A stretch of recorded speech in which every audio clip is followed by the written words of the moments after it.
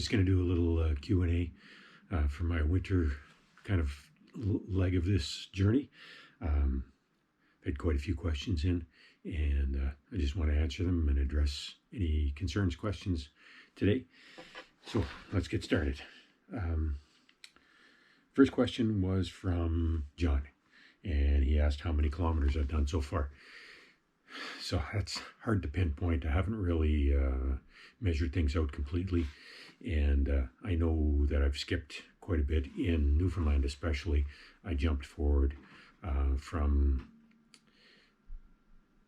Gander to Port aux Basques, only walking a few days in between there.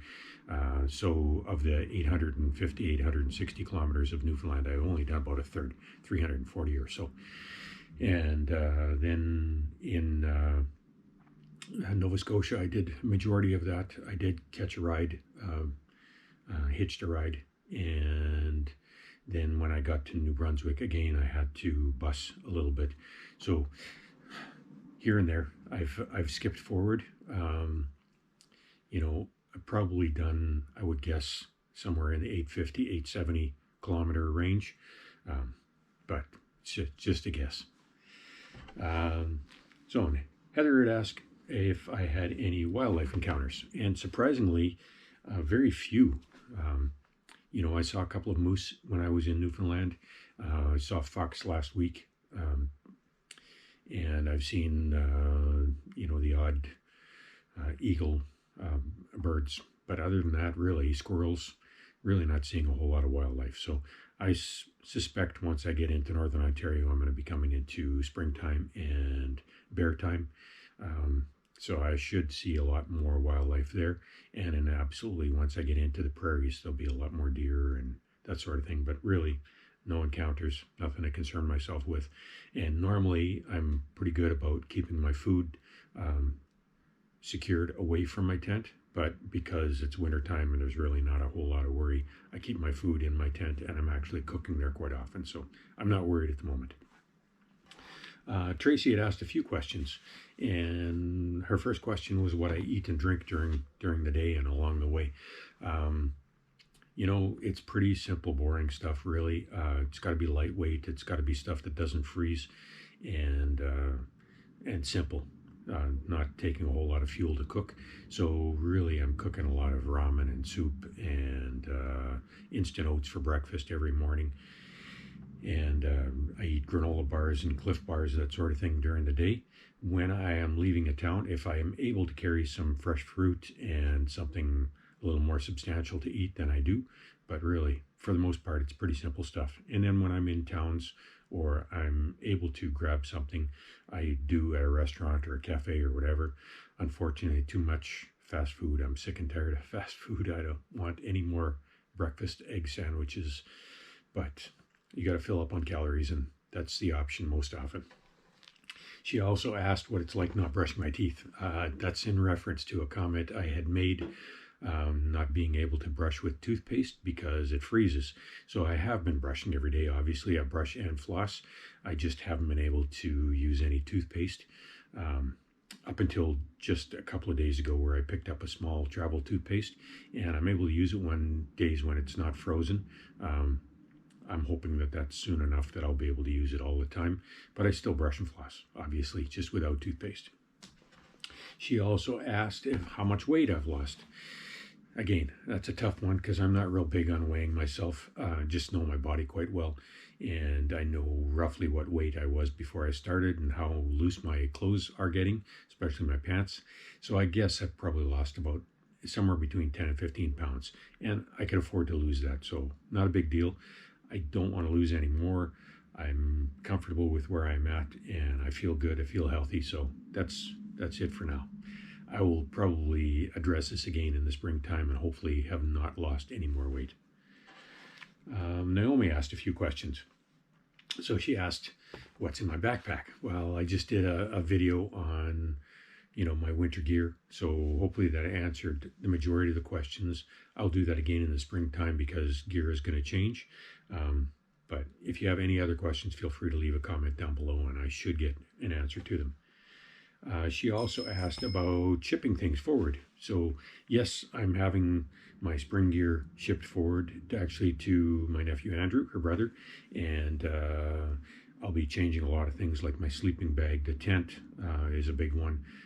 The tent that I'm using presently is not going to be sufficient for bug season and springtime, so I'll be changing that up. And the tent that I'm going to be changing to is going to be a much better tent. Um, and then perhaps in the springtime or late spring, early summer, I might change up again. But we'll see how things go. I might just keep the same gear for the rest of the year, the spring gear. She had also asked about my sleeping situation. You know, there's no ground sheet, there's no inner to the tent. And in the wintertime, it's really not necessary. My mattresses serve as a ground sheet. The snow, for the most part, is a good insulator, and I don't have to worry about bugs and that sort of thing, critters coming into the tent. So right now, all I have is my foamy kind of accordion style thermarest, and that goes on the ground. And then over top of that, I've got a winter inflatable thermarest. And the two of them together make a good insulating base for the wintertime. And then my sleeping bag over top of that, obviously. And between the three, I'm more than warm enough in everything that's come at me. I've had a couple of nights, you know, in minus 25, 28 when it's getting on the verge of being really uncomfortable. But I've got clothing that I can sleep in if I really need to.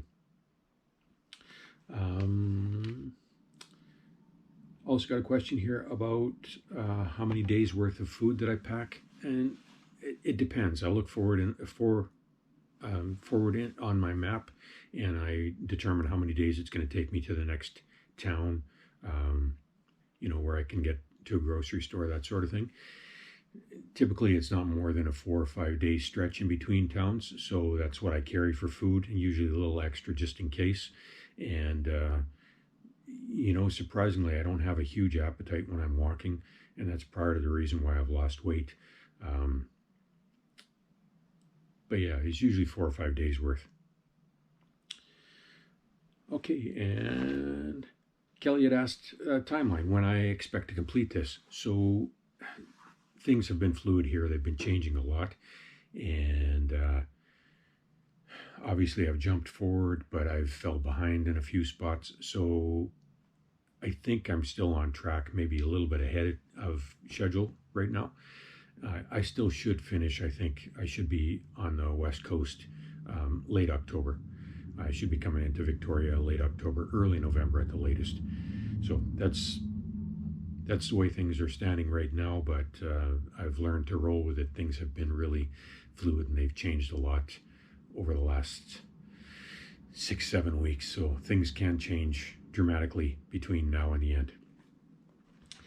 Jill had asked what I'm looking forward to most. Well, there are so many things that I'm looking forward to, you know, places that I want to see and things that I want to experience. But really, honestly, the most important thing I'm looking forward to being done with is winter. That's the thing I'm looking forward to most. Winter has really been hard on me. It's a lot harder than I had anticipated. The extremes in weather have been much more of a challenge than I anticipated, and I'm just hoping that they're going to be done with soon, because I'm getting beat down quite a bit in this winter. So that's what I'm looking forward to most. We'll see what happens as things go along, you know, what other things I'm anticipating.